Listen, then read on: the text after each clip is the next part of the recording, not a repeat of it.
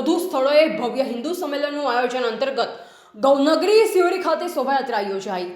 ગૌનગરી સિહોરી ખાતે પણ ભવ્ય હિન્દુ સંમેલનનું આયોજન કરવામાં આવ્યું છે। આ પાવન અવસરે સિહોરી તથા આસપાસના ગામોમાં વસતા તમામ હિન્દુ ભાઈઓ અને બહેનો અને બાળકો જોડાયા હતા। જય શ્રી રામ, હર હર મહાદેવના નારા સાથે આવો એકતા, સંસ્કૃતિ અને સંસ્કારના મહોત્સવમાં જોડાયા। તારીખ 14/2/2026 સમય બપોરે 12 કલાકે રેલી પ્રારંભ સિહોરી બસ સ્ટેશન। કાર્યક્રમ સ્થળ શ્રી વાલડી ગૌમાતા મંદિર સિહોરી। કાર્યક્રમના મુખ્ય આકર્ષણો ડીજેના સથવારે ભવ્ય શોભાયાત્રા, બાઇક રેલી, વેશભૂષા પ્રદર્શની, વિવિધ સાંસ્કૃતિક કાર્યક્રમો, ધન્યતા ઝાંખી રજૂ કરી હતી। शिवाजी महाराणा पृथ्वीराज रे, इंडिया ना केशव भारत देश ने ओजी रे, इंडिया में एक्टरो अनेक छे ओजी रे, आमिर, शाहरुख, सलमान रे, इंडिया ना केशव भारत देश ने ओजी रे। आ एक्टरो नो देश નથી, આ एक्टरो नो देश નથી, આ તો छत्रपति शिवाजी नो देश છે। इंद्रजीवी जंब पर वड बसु अंब पर, रावण सा दंब पर रघुकुल राज है। कौन बार मां पर संपुरति नाम पर, जो शास्त्र बाप राम राज है। द्रावण दंड पर चीतामृग झुंड पर, कुशल वितुंड पर जैसा राज है। तेजी तमा अंश पर कान जमा कंस पर, क्या मलेच वंश पर शेर शिवराज है।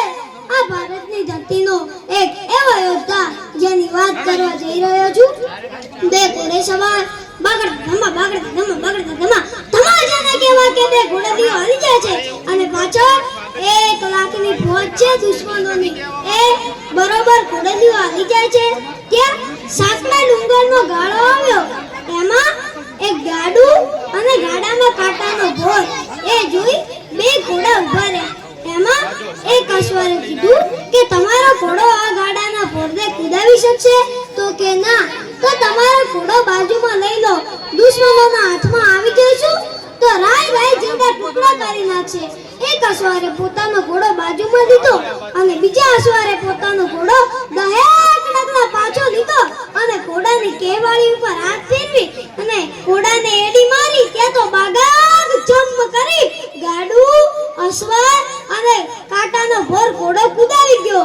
પાછળથી બીજા અશ્વરની હિંમત હારી, એનો ઘોડો ભોરને કુદાવી ગયો। ભોરને કુદાવ્યા પછી 84 ગામની મજલ કાપી। પછી બે ઘોડા ઊભા રહ્યા।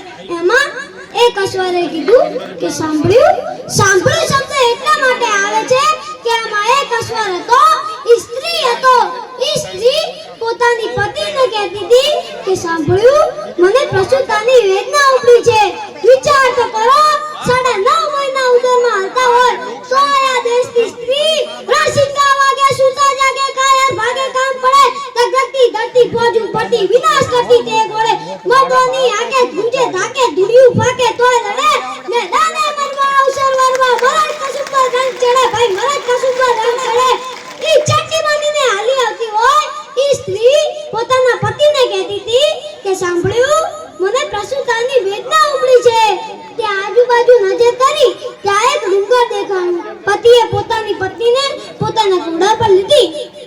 ત્યાં ઘોડો કાટ કરી ડુંગર પર ચડી ગયો અને ડુંગર પર એક ખંડિત મંદિર।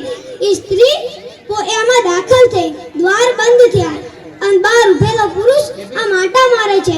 શું પરિણામ આવશે, શું પરિણામ આવશે, શું પરિણામ આવશે? ત્યાં અડધી રાતનું તાળું થયું અને બાળકના રુદનનો અવાજ આવ્યો।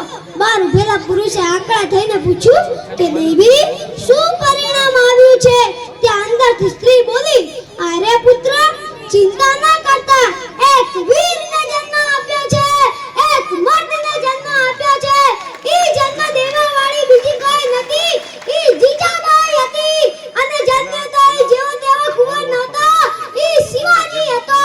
જય ભવાની, જય શિવાજી, ભારત માતા કી। રિપોર્ટર નરેશ ડી વ્યાસ, તંત્રી બનાસી પુકાર, બનાસકાંઠા।